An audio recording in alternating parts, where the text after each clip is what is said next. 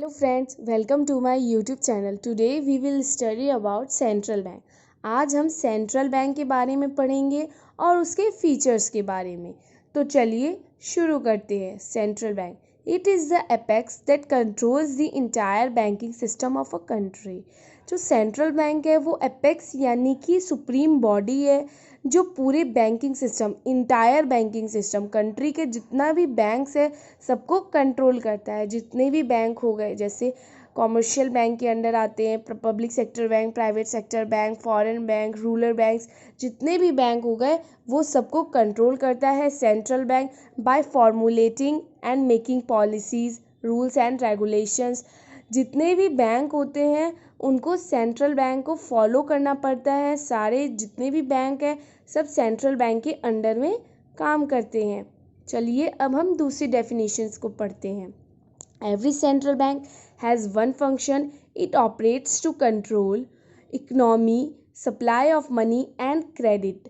जितने भी central bank हैं उनका मेन फंक्शन होता है कंट्रोल करना जो supply of money and credit है, जो इकोनॉमी में फ़्लो ऑफ कैश है, मनी का जो फ़्लो चल रहा है कंट्री में उनको कंट्रोल करना सेंट्रल बैंक का मेन फंक्शन होता है. आपको पता होगा कि जो इंडिया है उसके सेंट्रल बैंक का नाम रिज़र्व बैंक ऑफ इंडिया है. चाइना के बैंक का नाम पीपल्स बैंक ऑफ चाइना है और अमेरिका के सेंट्रल बैंक का नाम फेडरल बैंक है.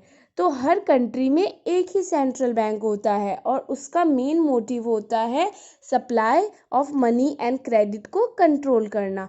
अब हम इसके फीचर्स के बारे में पढ़ेंगे. चलिए शुरू करते हैं. फर्स्ट फीचर का है monopoly, second apex body, third government owned, fourth legal entity, fifth banker of bank and government, sixth monetary authority, seven note printing authority, 8 nations gold and foreign exchange reserves, 9 backbone of banking system, 10 clearing house. First feature है monopoly. The central bank is the only one in every country enjoy the monopolistic rights and authorities. हर country का एक ही central bank होता है और एक होने के कारण क्या होता है कि उनको मोनोपोली होते हैं उनके पास. जब कंट्री में एक ही सेंट्रल बैंक होगा तो वो क्या करेंगे, उनके पास मोनोपोली हो गई. अब वो उसी मोनोपोली को एंजॉय करते हैं. जैसे कि आपको पता है कि जो नोट इशू होते हैं वो सेंट्रल बैंक करता है, तो सेंट्रल बैंक एक ही है इसलिए वो मोनोपोलिस्टिक राइट्स को एंजॉय करते हैं. दूसरा फीचर्स है एपेक्स बॉडी.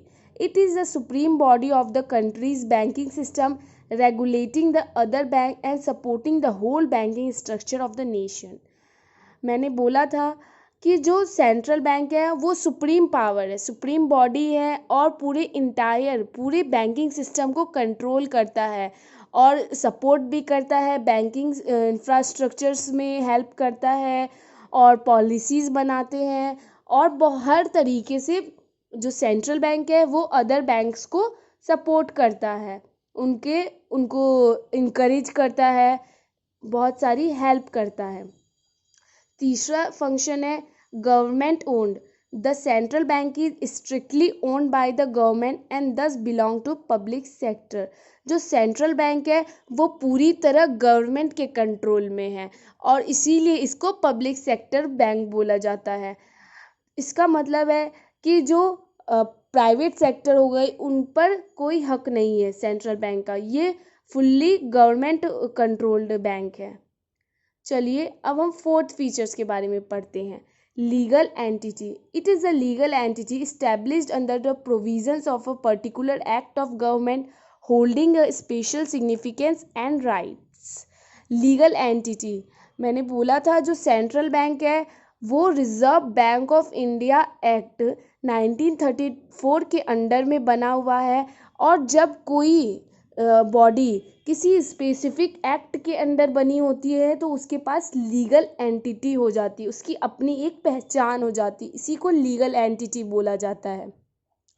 फिफ्थ फीचर है banker of the other bank and government. The central bank provides the banking service such as deposits and withdrawal to various commercial banks and government. जो central bank है वो अब क्या कर रहा है, banker की तरह काम कर रहा है। कॉमर्शियल बैंक और गवर्नमेंट के लिए एज अ बैंकर काम कर रहा है सेंट्रल बैंक। आपको पता है कि जो इंडिविजुअल्स फर्म हो गई वो अपने डिपॉजिट्स कॉमर्शियल बैंक के पास जमा करती है, लेकिन जो कॉमर्शियल बैंक है वो अपने डिपॉजिट्स कहाँ जमा करते हैं, वो सेंट्रल बैंक के पास जमा करते हैं। इसी तरह जो गवर्नमेंट है, गवर्नमेंट अपनी सारे डिपॉजिट्स कहाँ जमा करती हैं, सेंट्रल बैंक के पास जमा करती है। इसीलिए सेंट्रल बैंक को banker of other bank and government कहा गया है। अब हम 6 फीचर्स के बारे में पढ़ेंगे। Nations gold and foreign exchange reserve. This bank is also considered to be the custodian of country's foreign exchange as well as gold reserve, keeping these assets under its provisions. इसका मतलब है जो country का जितना भी reserve होता है, foreign reserve, foreign से आया हुआ जो पैसा होता है, या फिर कंट्री का खुद का गोल्ड होता है, गोल्ड रिजर्व्स, वो सब कहाँ, कंट्री यानी कि गवर्नमेंट कहाँ जमा करती है, वो सब सेंट्रल बैंक के पास होता है। इसीलिए सेंट्रल बैंक को custodian of country's foreign exchange बोला गया है। चलिए अब हम 7th फीचर्स के बारे में पढ़ते हैं। Clearing house. The central bank can be seen as a clearing house since it initiates the settlement of bills, check and other financial instrument among the 2 or more bank to ensure smooth functioning of the banking system in a country। इसका मतलब है जो central bank है वो क्या करता है, clearing house function को परफॉर्म करता है। दो बैंक के बीच में का जो लिंक है वो कौन है, सेंट्रल बैंक है।